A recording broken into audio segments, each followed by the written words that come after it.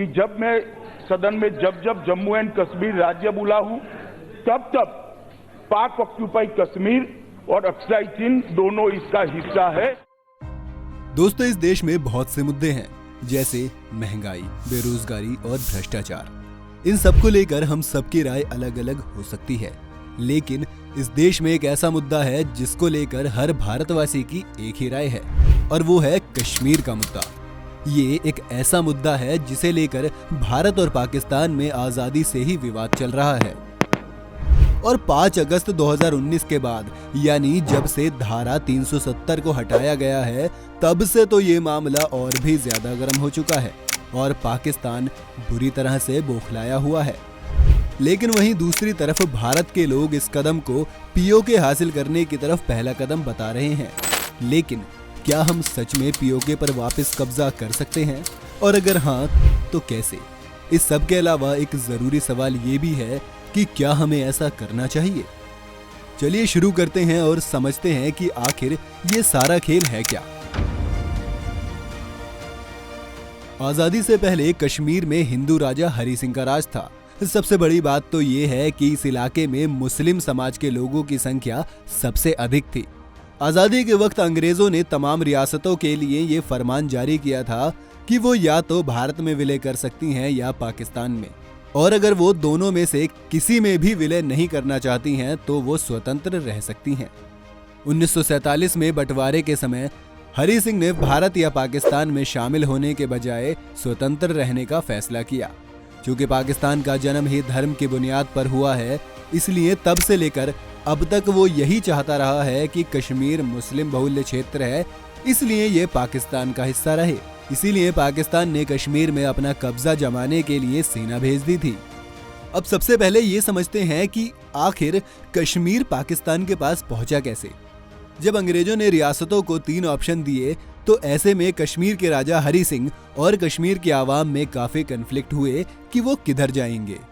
उसी वक्त महाराजा हरि सिंह ने किसानों पर कई तरह के टैक्स लगा दिए, जिससे कि लोगों के बीच में राजा को लेकर विद्रोह शुरू हो गया। लेकिन राजा ने अपनी पावर का इस्तेमाल करके उस विद्रोह को दबा दिया। रियासत के इस बर्तावे को लेकर जम्मू कश्मीर के पुंछ में लोगों ने अंदर से ही विद्रोह करना शुरू कर दिया, और कुछ ही समय में उन्होंने अंदर से पूरे डिस्ट्रिक्ट पर कब्जा कर लिया, और 3 अक्टूबर 1947 को वहां पर उन्होंने एक प्रोविजनल गवर्नमेंट एस्टैब्लिश कर दी। पुंछ की खास बात यह है कि इसका बॉर्डर पाकिस्तान के रावलपिंडी से मिलता है। फिर आता है 21 अक्टूबर। इस दिन नॉर्थ वेस्ट फ्रंटियर प्रांत के पश्तून ट्राइब पाकिस्तान के सपोर्ट से जम्मू कश्मीर पर कब्जा करने के लिए घुस गए। उन्होंने मुजफ्फराबाद और बारामूला को कैप्चर भी कर लिया, और वो अब श्रीनगर से महज 32 किलोमीटर दूर थे। ऐसे में 24 अक्टूबर को राजा हरि सिंह ने गृह मंत्री सरदार वल्लभ भाई पटेल से मदद मांगी, लेकिन सरदार पटेल ने उनकी मदद के लिए इनकार कर दिया, ये बोलकर कि भारतीय सेना आपकी मदद सिर्फ तब ही कर सकती है जब आप भारत का हिस्सा होंगे। हरि सिंह की हालत काफी खराब हो चुकी थी, और वो समझ चुके थे कि अब अगर हम भारत में विलय नहीं करते हैं तो अपनी रियासत से भी हाथ धो बैठेंगे। इसे देखते हुए 26 अक्टूबर को महाराजा ने इंस्ट्रूमेंट ऑफ एक्सेशन साइन कर दिया।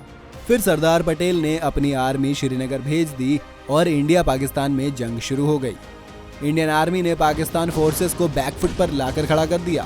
1 जनवरी 1948 को तत्कालीन प्रधानमंत्री जवाहरलाल नेहरू ने कश्मीर समस्या का समाधान निकालने के लिए संयुक्त राष्ट्र यानी कि यूनाइटेड नेशन से हस्तक्षेप की मांग की।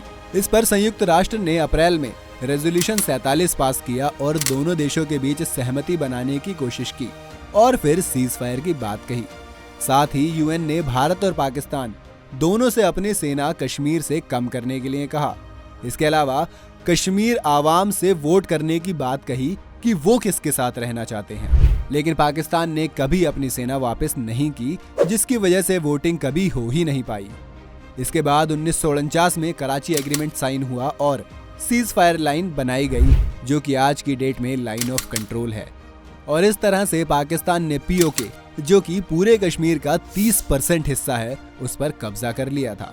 अब पाकिस्तान ने इसे 2 हिस्सों में बांटा हुआ है, जिसमें पहला है पाकिस्तान कंट्रोल्ड कश्मीर और दूसरा है गिलगिट बाल्टिस्तान।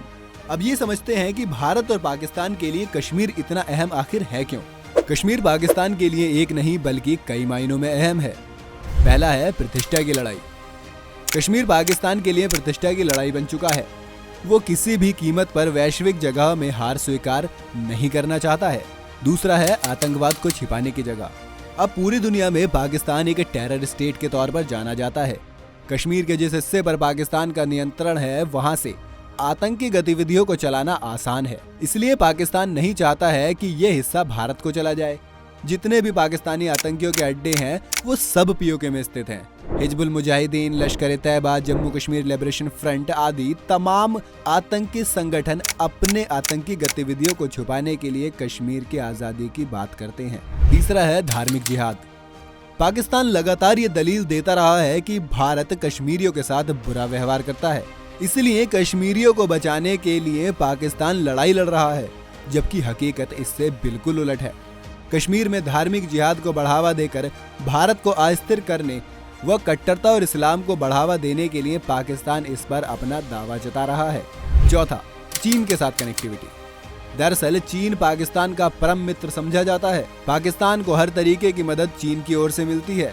इसे यूं समझें कि भारत को अस्थिर करने के लिए चीन की ओर से पाकिस्तान की मदद की जाती है। पीओके के जरिए पाकिस्तान और चीन का जमीनी स्तर से जुड़ाव है। दोनों देश सीधे सीधे भारत के खिलाफ रणनीति बना सकते हैं। इसका ताज़ा उदाहरण BRI और OBOR प्रोजेक्ट है, जो कि पाकिस्तान से होकर गुजर रहा है। इस पर भारत ने आपत्ति भी दर्ज कराई है। यदि पीओके पर पाकिस्तान का दावा खत्म हो जाता है तो चीन और पाकिस्तान के बीच दूरियां बढ़ जाएंगी, जो कि पाक के लिए बिल्कुल भी अच्छा नहीं होगा। अब ये तो हो गई पाकिस्तान की बात। अब हम ये समझते हैं कि भारत के लिए कश्मीर इतना जरूरी क्यों है।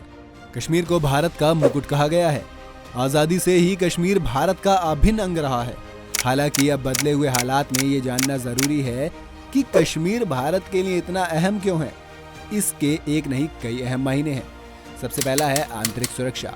भारत की आंतरिक सुरक्षा के लिए कश्मीर बहुत अहम है, क्योंकि जिस हिस्से पे पाक का कब्जा है उसमें आतंकवादियों का ठिकाना है, जो भारत को अस्थिर करने और विकास की गति को प्रभावित करने के लिए काम करता रहता है।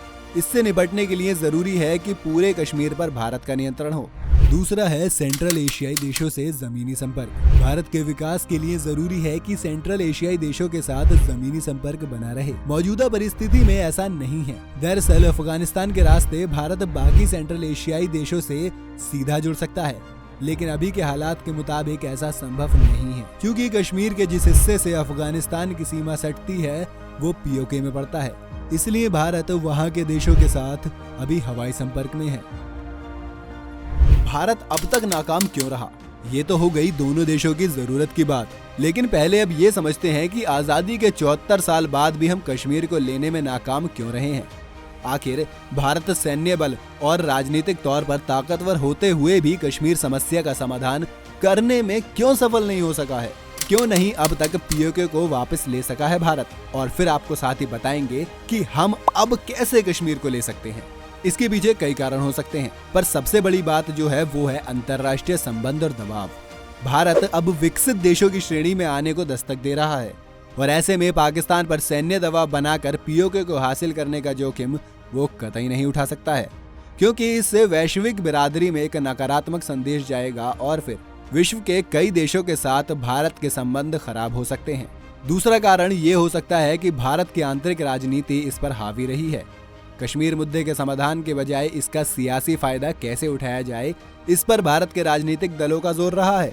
लिहाजा हर चुनाव में कश्मीर का मामला छाया रहता है, लेकिन समाधान की दिशा में हम आगे नहीं बढ़ सके हैं। तीसरा कारण ये भी हो सकता है कि कश्मीर समस्या के समाधान के लिए किसी तीसरे पक्ष का हस्तक्षेप भारत को स्वीकार कतई नहीं है। भारत चाहता है कि कश्मीर समस्या का समाधान द्विपक्षीय वार्ता के जरिए ही किया जाए, लेकिन पाकिस्तान इस मामले को बार बार अंतर्राष्ट्रीय स्तर पर उठाकर भारत के मंसूबों पर पानी फेर देता है। कैसे भारत ले सकता है पीओके? दोस्तों, ये तो हम सब जानते हैं कि पीओके में रहने वाले लोग वहां की सरकार और पाकिस्तान के रवैये से बेहद नाराज रहते हैं। ऐसे में भारत इस चीज का फायदा उठा सकता है।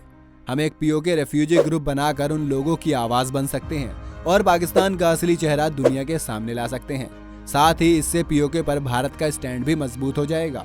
दूसरा, जम्मू एंड कश्मीर के लेजिस्लेटिव असेंबली में 24 सीट वो हैं जो पीओके के लिए हैं, लेकिन वो हमेशा से ही खाली पड़ी हैं। जम्मू कश्मीर रीऑर्गेनाइजेशन एक्ट 2019 के तहत जब तक पाकिस्तान इस इलाके को खाली नहीं कर देता तब तक ये सीट खाली ही रहेंगी।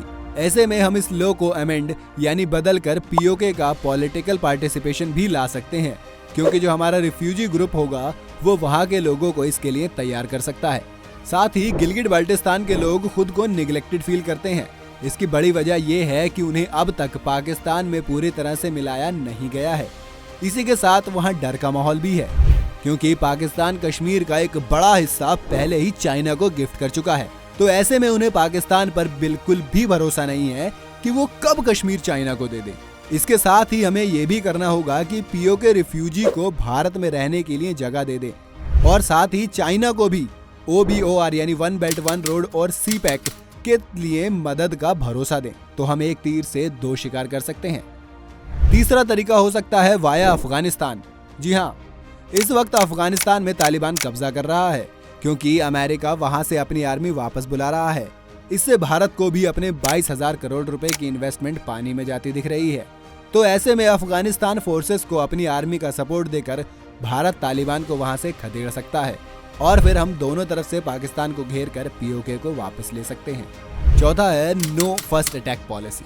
दोस्तों, वैसे तो ये वो पॉलिसी है जिसकी वजह से भारत आर्मी अटैक करके पीओके को वापस नहीं ले पा रहा है, पर अगर पाकिस्तान पहले हमला करता है तो हम आसानी से उसे हरा सकते हैं और पीओके को वापस ले सकते हैं। अब आता है सबसे बड़ा सवाल, क्या हमें इस तरह से अभी पीओके को वापस लेना चाहिए? हमारे हिसाब से हमें अभी ऐसा नहीं करना चाहिए। जी हाँ दोस्तों, क्योंकि इस वक्त इंडिया अपने डिफेंस बजट का लगभग 56% आर्मी पर खर्च करता है, जिसका ज्यादातर हिस्सा कश्मीर में ही खर्च होता है। ये सारा खर्च पाकिस्तान सपोर्टेड टेररिस्ट और कश्मीरी इंसर्जेंट्स के खिलाफ लड़ने में काम आता है।